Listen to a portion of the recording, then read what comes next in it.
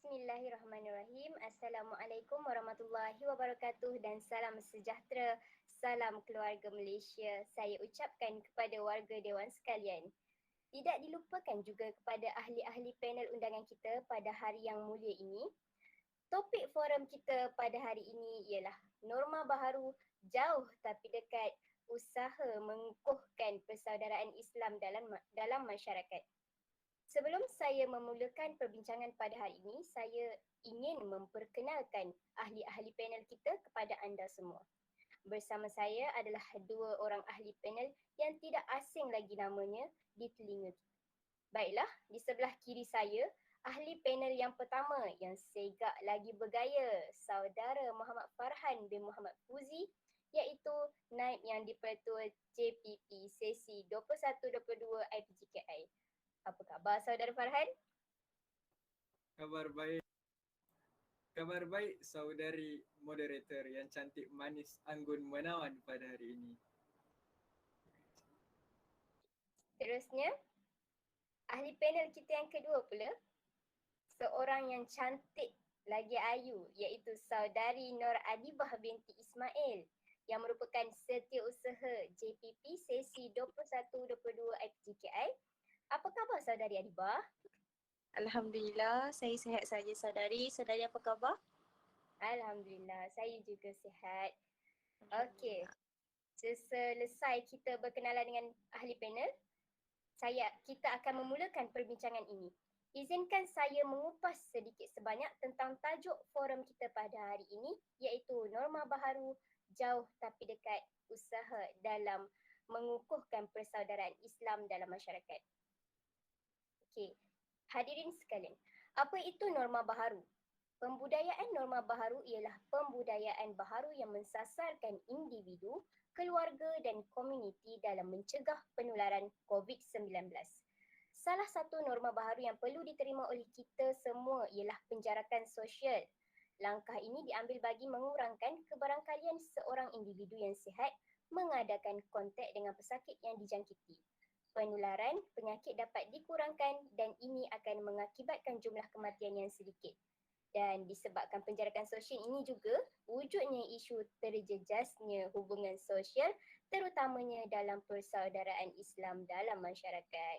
Baiklah, soalan saya kepada ahli panel yang pertama iaitu saudara Farhan.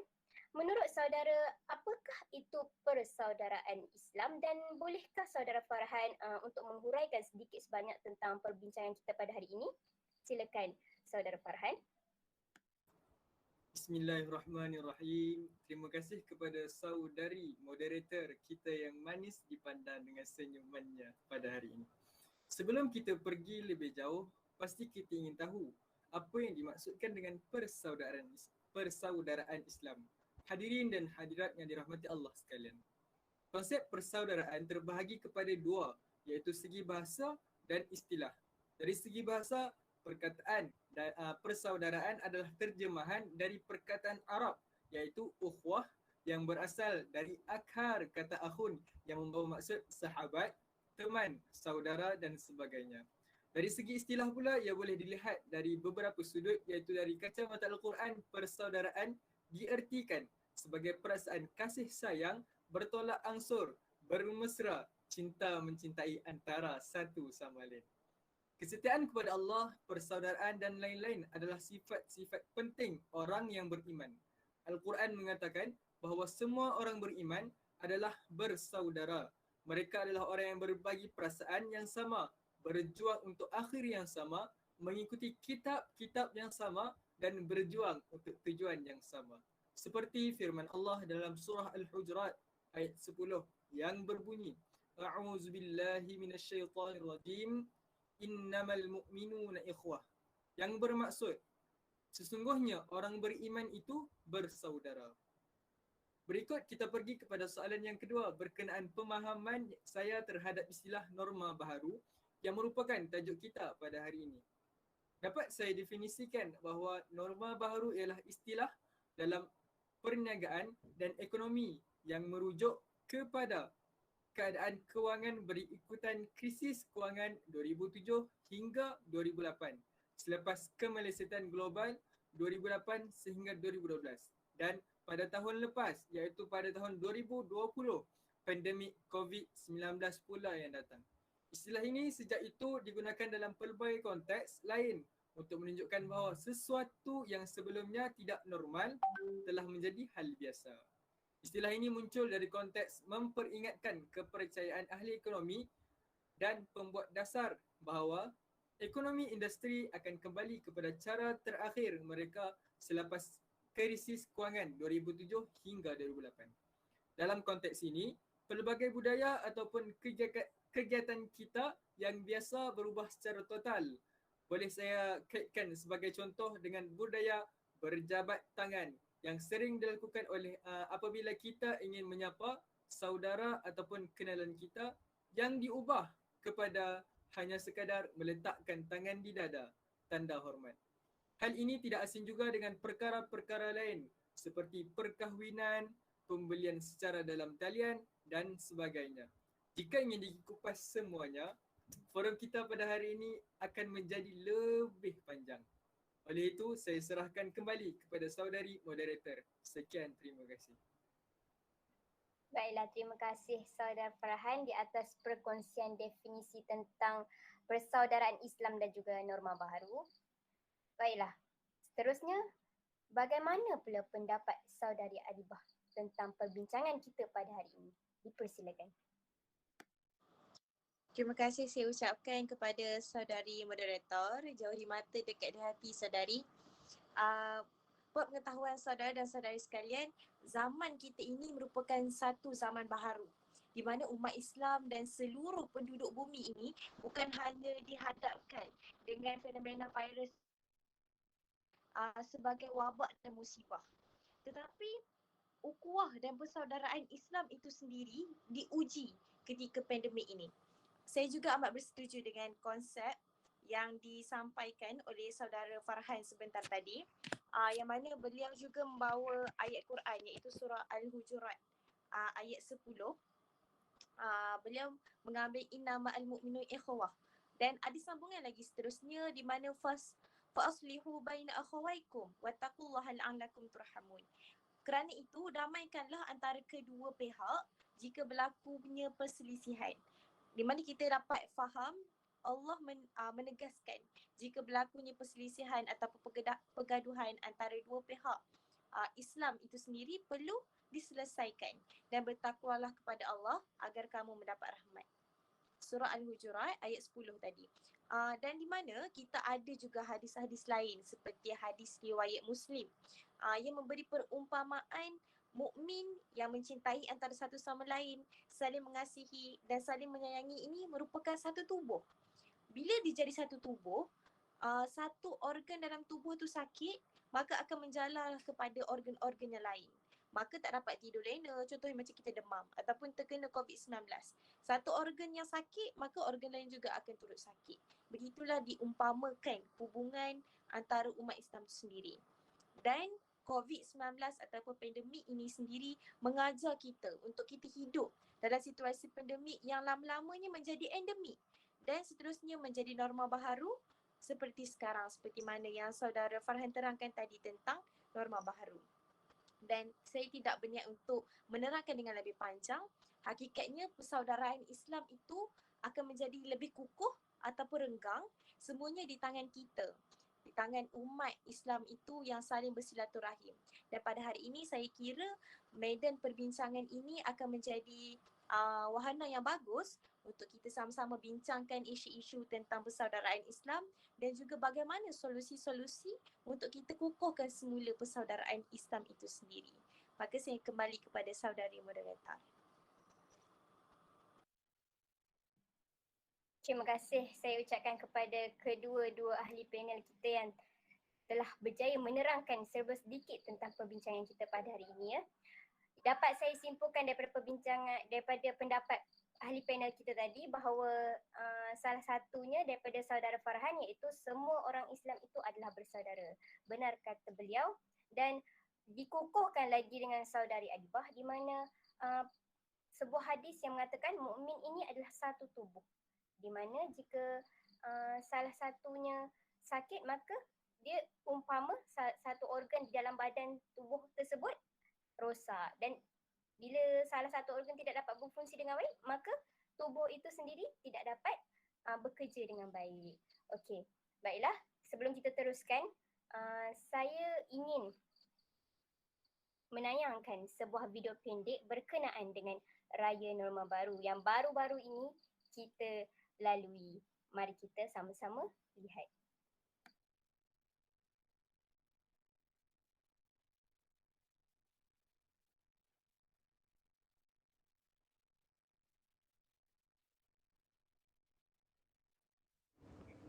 Umat Islam di Malaysia perlu mengambil iktibar pengorbanan Nabi Ibrahim bersama Nabi Ismail dalam mentaati suruhan Allah. Dalam situasi kini di mana umat Islam sedang diuji, Naib Presiden Ikatan Muslimin Malaysia ISMA, Muhammad Nur Azib Asmangi berkata, rakyat Malaysia perlu bersabar dalam menghadapi norma baharu kerana ia juga dianggap sebagai satu pengorbanan jihad memerangi COVID-19. Kita pun telah meraihkan Hari Raya Adha ni 2 kali lah dalam masa PKP ini, di mana kita tidak boleh nak meraihkan hari-hari kebesaran Islam, terutamanya Hari Raya Adha ini dalam suasana yang biasa. Sekarang ini kita meraihkannya dalam suasana yang norma baharu, iaitu tidak boleh melaksanakan korban, nak solat raya pun tidak boleh berjemaah, boleh di rumah dan sebagainya. Tetapi kita faham di situlah sebenarnya satu sedikit pengorbanan yang kita umat Islam khususnya negara kita ini perlu laksanakan, ya, demi mencapai satu maklumat ataupun masalah yang lebih besar memang yang diperasakan oleh pihak kerajaan lah. Ya, kalau kita patuh dengan arahan-arahan PKP, perintah kalau pergerakan ataupun SOP yang telah digariskan oleh pihak pemerintah pada hari ini demi untuk menjaga masalah kebaikan bersama seluruh rakyat, maka itulah kita boleh anggap sebagai sedikit pengorbanan. Tambahnya, wabak pandemik yang melanda negara pada hari ini turut memberikan beberapa hikmah kepada umat Islam, antaranya saling membantu antara satu sama lain.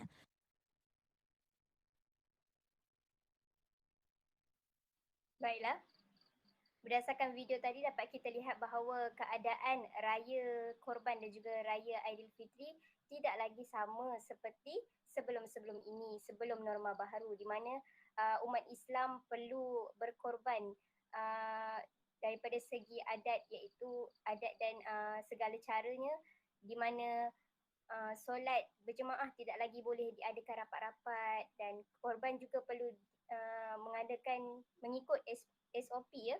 Okey, jadi menurut saudara Farhan, berdasarkan video yang kita lihat tadi, adakah benar bahawa dengan adanya norma baharu kini, persaudaraan Islam semakin terjejas dan bakal membawa kesan yang buruk kepada masyarakat? Silakan saudara Farhan. Terima kasih kepada saudari moderator atas soalan yang cukup sempurna yang diberikan. Pada pendapat saya, norma baharu ini berpotensi besar dalam menjauhkan persaudaraan Islam itu sendiri. Hal ini kerana dapat kita lihat remaja saban hari yang berada di rumah hanya dibekalkan teknologi yang amat canggih yang membolehkan mereka bermain pelbagai jenis permainan secara dalam talian. Hal ini akan mengakibatkan mereka hanya tinggal di dalam dunia mereka tersendiri tanpa mengenal masyarakat yang berada di sekeliling. Dunia pada masa kini tidak seperti dahulu yang menggambarkan kanak-kanak bermain dan bersukan bersama-sama sambil menambah kenalan baharu yang bertukar kepada waktu yang sekarang, yang mana bersukan secara dalam talian. Perkara ini boleh mengakibatkan persaudaraan itu menjadi goyah kerana budaya sosial yang kurang dalam diri remaja dan masyarakat. Selain itu, persaudaraan dalam kekeluargaan juga boleh musnah disebabkan norma baharu ini. Dapat kita ambil sebagai contoh, ekonomi negara kita yang terjejas akibat norma baharu ini. Apabila ekonomi sesuatu perbadanan ataupun sesuatu syarikat itu terjejas, maka pembuangan pekerja akan dilakukan bagi menampung gaji pekerja yang lain. Apabila pekerja dibuang dan ketua keluarga itu tidak dapat menyara keluarganya, maka penceraian juga akan berlaku. Hal ini dapat kita lihat bahawa norma baharu ini benar-benar menjejaskan persaudaraan kerana ia boleh menyebabkan perpecahan sesebuah keluarga. Selain itu, norma baharu yang diperkenalkan pada masa kini memerlukan sesi pembelajaran dilakukan dari rumah. Para pelajar hanya didedahkan dengan pembelajaran secara dalam talian. Hal ini mungkin boleh merapatkan hubungan antara seseorang individu, tetapi impaknya tidak sebesar pembelajaran secara bersemuka di sekolah. Di sekolah, kita dapat mengenali rakan-rakan kita dengan lebih mendalam berbanding pembelajaran secara maya yang dilakukan pada masa sekarang. Akhir sekali, bagi pandangan saya terhadap isu yang dibincangkan pada hari ini, persaudaraan yang berkembang akan menjadi kuncup. Hal ini seperti pada zaman dahulu, amalan menziarahi pada hari perayaan ke rumah saudara mara akan membolehkan kita mengenal saudara mara yang dekat maupun yang jauh. Hal ini boleh mengeratkan lagi hubungan persaudaraan. Tetapi, apa yang terjadi pada masa kini? Amalan menziarah tidak lagi dilakukan. Hal ini menyebabkan golongan generasi muda tidak dapat mengenal saudara mara yang jauh dan hanya hidup dalam kelompok yang kecil. Itu sahaja daripada saya. Saya serahkan kembali kepada saudari Wan Nur Adibah. Terima kasih. Terima kasih ahli panel kita yang pertama iaitu Saudara Farhan. Jadi daripada pendapat Saudara Farhan tadi dapat saya ringkaskan bahawa persaudaraan Islam semakin goyah disebabkan keadaan norma baharu kini. Seperti yang Saudara Farhan beritahu tadi bahawa kini budaya menziarahi tidak lagi dapat dilaksanakan seperti zaman sebelum norma baharu. Saudara mara yang jauh semakin renggang dan mungkin suatu hari nanti hilangnya semangat persaudaraan Islam itu. Na'udzubillah. Baiklah, seterusnya saya tertarik untuk bertanya kepada ahli panel kita yang kedua pula tentang pendapat beliau berkenaan dengan adakah saudari setuju bahawa norma baharu ini menjarakkan persaudaraan Islam dalam masyarakat? Silakan Saudari Adibah. Terima kasih kepada saudari moderator yang katanya tertarik dengan pendapat saya. Belum bagi pendapat lagi dah tertarik. Baik, sebenarnya saudara dan saudari sidang hadirin sekalian, dari sudut hati saya ini, jauh dari sudut hati, sebenarnya saya amat bersetuju dengan saudara Farhan sebentar tadi yang mengatakan situasi pandemik hari ini membawa kepada implikasi buruk kepada persaudaraan sesama umat Islam hari ini. Benar kata saudara Farhan sebentar tadi. Tapi tak hangatlah perbincangan jika satu aliran sahaja kita nak bawa. Jadi, namun begitu, jika kita lihat daripada sudut pandang yang berbeza, bagaimana norma baharu ini sepanjang tempoh pandemik ini boleh dikatakan mengeratkan hubungan yang jauh dan merapatkan yang dekat. Mungkin ada beberapa situasi yang boleh kita lihat dari sudut pandang positif daripada negatif. Contohnya, di mana seperti saudara Farhan tekankan tadi, ini zaman teknologi. Dan zaman teknologi ini, benar ataupun tidak, percaya ataupun tidak, kita boleh mendekatkan jarak hanya di hujung jari. Seperti yang kita tahu, sekarang kita banyak menggunakan aplikasi-aplikasi atas talian untuk kita teruskan kehidupan kita. Contohnya seperti tadi pembelajaran atas talian, urusan kerja juga atas talian, pembelian sekarang dengan lebih mudah secara atas talian, bukan setakat baju pakaian saja, tapi sekarang ni ikan, sayur, buah-buahan semuanya kita beli atas talian. Terutamanya semenjak PKP yang lalu, kita gunakan aplikasi-aplikasi digital. Contohnya seperti Google Meet, kita gunakan video call dan sebagainya. Maka ukhuwah inilah yang kita dapat eratkan atas talian. Walaupun Hari Raya Aidilfitri, Hari Raya Aidiladha seperti dalam VT yang ditunjukkan tadi, mengatakan kita ni tak dapat nak berkumpul bersama-sama ahli keluarga, solat jemaah tak dapat dijalankan bersama-sama. Tetapi walaupun kita tak boleh berjumpa secara fizikal, tetapi dengan zaman IT sekarang ini kita menggunakan platform digital untuk kita berjumpa juga, tetapi secara maya. Maka begitu juga majlis-majlis keramaian, seperti bacaan Yasin, perjumpaan keluarga, mesyuarat jawatan kuasa, urusan kerja, tetap boleh kita jalankan. Malah ini boleh jimatkan tenaga kita wang, masa. Malah kita hadkan pergerakan daripada satu tempat ke satu tempat seperti yang disarankan oleh kerajaan. Sekaligus untuk menyahut seruan kerajaan memutuskan rantaian COVID-19 ini sendiri. Bukan sahaja kita boleh berjumpa dengan sanak saudara ataupun rakan-rakan dalam Malaysia, bahkan juga sanak saudara dan rakan-rakan di luar negara juga kita boleh bertemu secara maya ini. Tak ada apa yang mustahil, hanya di hujung jari. Begitu. Dan yang kedua, seperti yang kita tahu, Perintah Kawalan Pergerakan PKP lalu sedikit sebanyak sebenarnya memberi sinar, khususnya kepada keluarga yang lama terpisah. Contohnya situasi PKP yang lalu, majoriti daripada kita tertekan. Kita lihat daripada aspek yang negatif.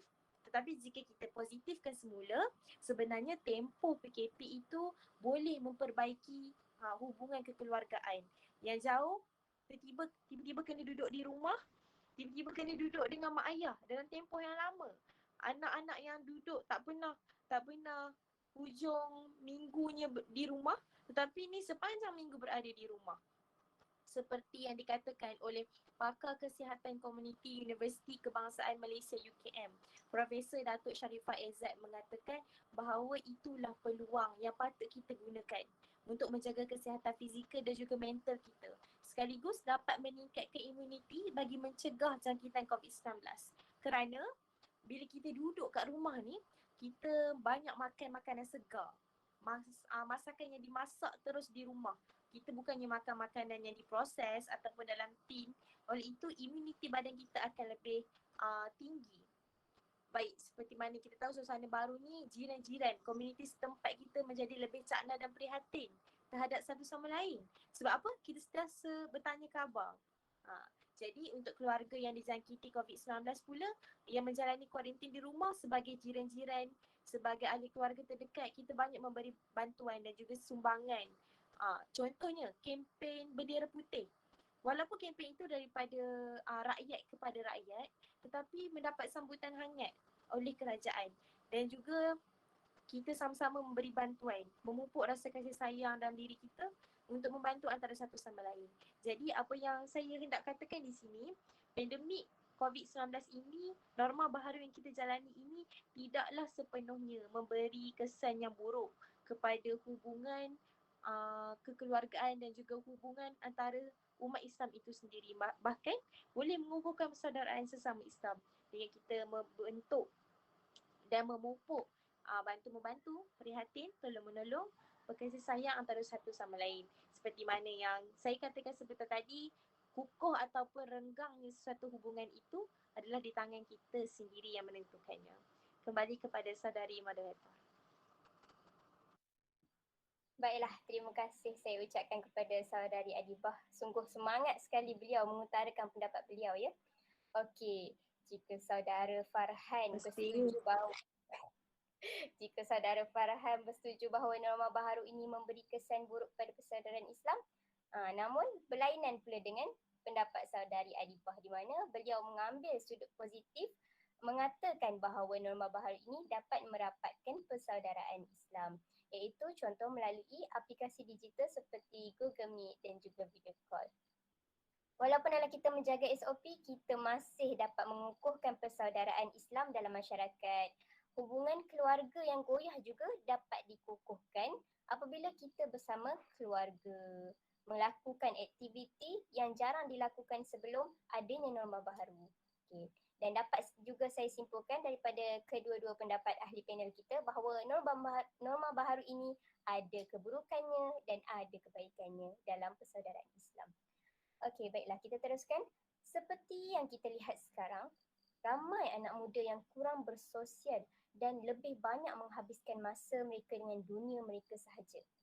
Berbanding dengan zaman Rasulullah SAW, junjungan besar kita, walaupun mereka tiada kemudahan untuk berhubung, namun persaudaraan Islam masih dapat dibangkitkan dan diwujudkan. Sebagaimana persaudaraan antara Muhajirin dan Ansar dapat diwujudkan walaupun mereka berbeza negara dan dapat menerima antara satu sama lain. Maka soalan yang seterusnya saya ingin tujukan kepada ahli panel kita yang pertama, iaitu saudara Farhan, ialah bagaimanakah usaha kita sebagai umat Islam ni dalam mengukuhkan persaudaraan Islam walaupun dalam keadaan norma baharu sebegini? Dipersilakan Saudara Farhan.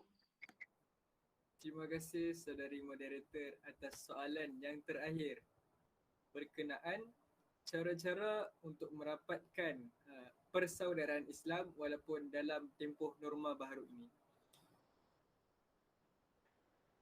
Terdapat pelbagai cara yang boleh difikirkan dan dilakukan. Antaranya ialah dengan menggunakan penggunaan teknologi pada masa kini, setiap lapisan masyarakat secara majoriti mempunyai telefon bimbit yang canggih kerana pada masa sekarang ia merupakan keperluan yang amat penting bagi setiap individu. Oleh itu, dengan menggunakan telefon bimbit, kita boleh menubuhkan kumpulan di dalam aplikasi WhatsApp bersama keluarga jauh dan dekat. Dengan menggunakan cara ini, kita dapat mengenali dan berkongsi cerita bersama keluarga dan saudara mara, tidak kira jauh ataupun dekat. Perkara ini dapat menambahkan keakraban sesama saudara. Selain itu, di dalam kumpulan WhatsApp itu juga kita boleh bertanyakan khabar dan mendoakan saudara yang lain serta mengucapkan perkataan yang baik. Hal ini kerana doa merupakan senjata mukmin. Dan apabila kita mendoakan saudara kita, doa itu juga akan kembali kepada kita. Sebagaimana sabda Rasulullah sallallahu alaihi wasallam menurut riwayat Muslim bahawa Rasulullah sallallahu alaihi wasallam bersabda, tidak seorang hamba mukmin berdoa untuk saudaranya dari kejauhan, kemungkaran, melainkan malaikat berkata, dan bagimu juga seperti itu. Seterusnya, sidang hadirin yang dirahmati Allah. Dalam menjalani norma baharu ini pada masa kini, penggunaan media baharu seperti Facebook, WhatsApp, Telegram dan lain-lain adalah sangat digemari dan menjadi kemudahan untuk berhubung dan berkomunikasi. Penggunaan kemudahan-kemudahan tersebut bolehlah dimanfaatkan oleh kita semua dengan sebaik-baiknya, terutama dalam mengeratkan hubungan silaturahim. Dengan yang demikian, hubungan yang jauh menjadi semakin dekat, yang renggang menjadi rapat. Kita ada membaca dan melihat di media baharu dan media massa bahawa terdapat golongan yang hidup susah dan serba kekurangan, sedangkan mereka masih mempunyai kaum keluarga yang berkemampuan untuk menjaga dan membantu mereka. Maka di sinilah peranan kita untuk mempereratkan dan memperkukuh hubungan silaturahim kita dengan membantu mereka sama ada keluarga, jiran tetangga atau sahabat yang memerlukan. Rasulullah sallallahu alaihi wasallam bersabda daripada Aisyah radhiyallahu anha, isteri Nabi sallallahu alaihi wasallam, daripada Nabi sallallahu alaihi wasallam, baginda bersabda, silaturahim adalah daun pohon yang rendang. Barang siapa menyambungnya, maka aku akan menyambungnya, dan barang siapa memutuskannya, maka aku pun akan memutuskannya.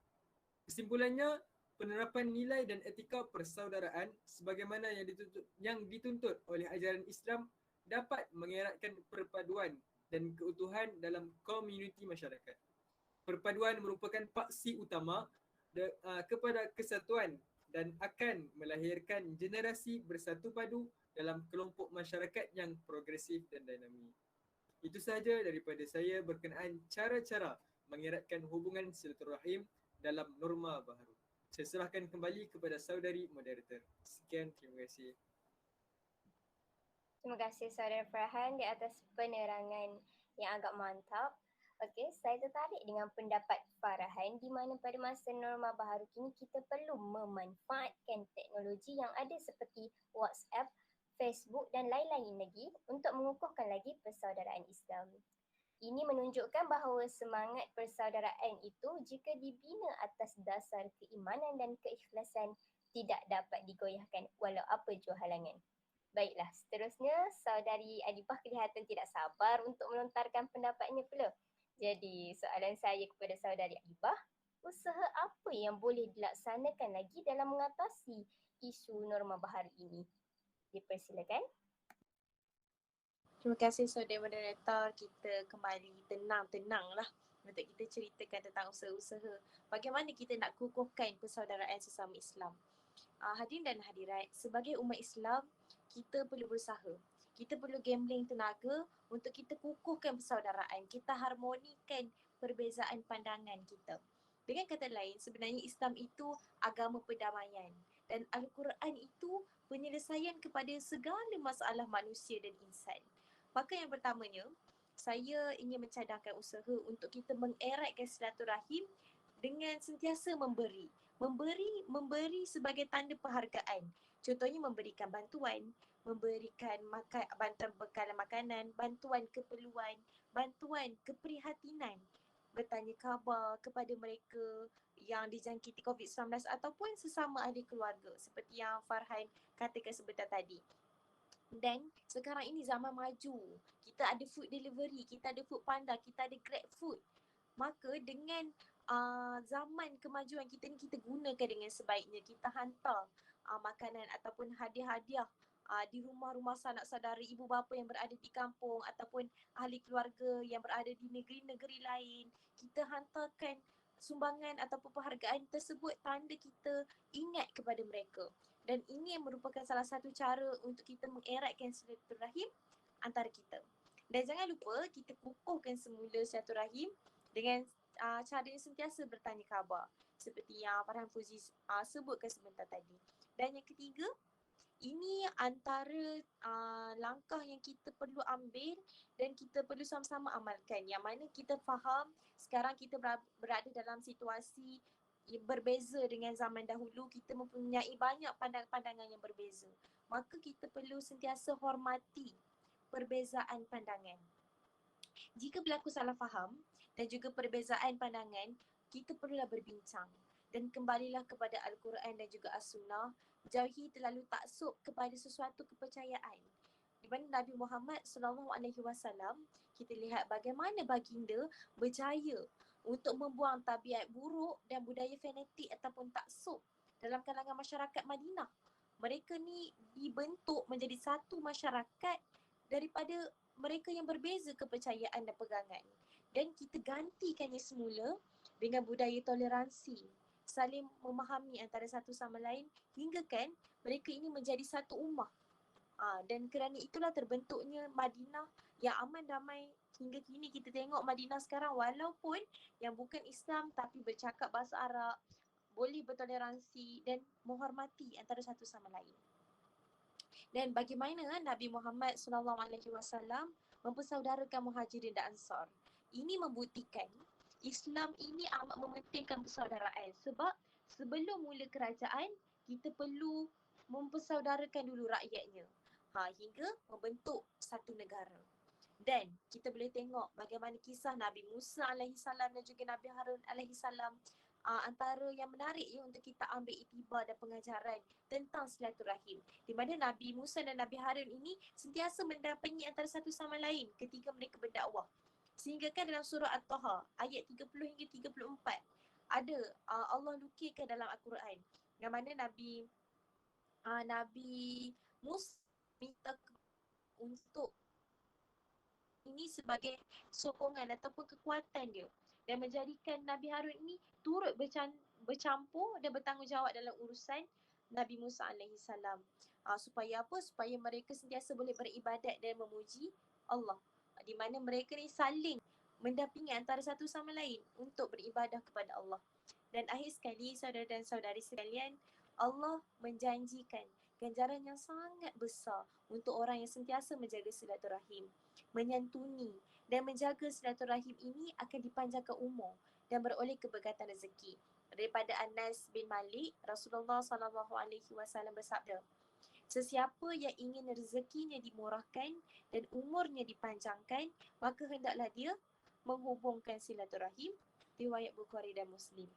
Maka hubungan ini bukanlah hubungan yang kita perlu jaga dalam kalangan umat Islam semata-mata, tetapi Malaysia ini merupakan terdiri daripada masyarakat majmuk, banyak kaum dan agama. Maka Malaysia mampu dibangunkan merentasi sempadan persaudaraan seiman, iaitu al-ukhuwah al-imaniyah, kita sesama Islam. Tetapi kita boleh merentasi persaudaraan itu kepada persaudaraan kemanusiaan, iaitu al-ukhuwah al-bashariyah. Maka ayolah kita sama-sama kukuhkan persaudaraan Islam yang terbina ini supaya kita sentiasa diredai Allah, sama ada berada dalam norma baharu ataupun norma-norma yang mungkin kita akan lalui pada selepas-lepas ini. Maka sekian saja daripada saya. Kembali kepada saudari moderator. Baiklah, terima kasih saudari Adibah. Saya setuju dengan kata-kata saudari Adibah di mana Islam ini meraihkan perbezaan pandangan dalam mengukuhkan persaudaraan. Dan persaudaraan ini tidaklah tertutup di mana persaudaraan antara umat Islam sahaja, sedangkan di Malaysia kita adalah pelbagai bangsa ya. Jadi boleh dilaksanakan persaudaraan merentas itu. Okey. Kita juga boleh melaksanakan penghargaan sebagai salah satu cara untuk menunjukkan keprihatinan kita terhadap keluarga dan rakan-rakan dengan bertanya khabar, sentiasa memberi hadiah atau menghantar makanan melalui GrabFood dan Foodpanda, dan banyak lagi sekarang aplikasi-aplikasi yang dapat menghubungkan serta menjadi platform untuk memberikan penghargaan itu. Baiklah. Terima kasih kepada saudara Farhan dan juga saudari Adibah di atas pendapat mereka dalam tajuk kita pada hari ini, iaitu norma baharu jauh tapi dekat dan usaha dalam mengukuhkan persaudaraan Islam dalam masyarakat. Cantik dikena dokoh suasa, tidak perasan kancingnya karat. Guru pembina. Oh, maafkan saya. Sebelum itu, begitu banyak sekali ilmu yang dapat dikongsikan pada hari ini. Terima kasih ahli panel sekalian atas info dan pandangan yang mantap sekali. Okay, masa begitu mencemburui, kesimpulannya di sini norma baharu bukanlah satu penghalang, malah ia merupakan peluang buat kita sebagai umat Islam untuk lebih menghargai persaudaraan yang terjalin dalam kalangan masyarakat. Oleh itu pentingnya kita untuk mendidik generasi muda dalam tetap menghubungkan silaturahim menggunakan segala kemudahan yang kita ada. Dan akhir sekali, norma baharu walaupun kita jauh namun jarak tidak dapat memisahkan hati yang ikhlas bersaudara kerana Allah Subhanahu Wa Taala. Sebelum menutup tirai forum kita pada hari ini, suka saya untuk memperdengarkan hadirin sekalian serangkap pantun nukilan saya sendiri. Kayu gaharu, kayu jati, dibawa sekali dengan palas, jauh di mata, dekat di hati, itulah persaudaraan yang ikhlas. Kalau ada sumur di ladang, boleh saya menumpang mandi. Kalau ada umur yang panjang, semoga kita bersua kembali. Sekian, terima kasih. Assalamualaikum.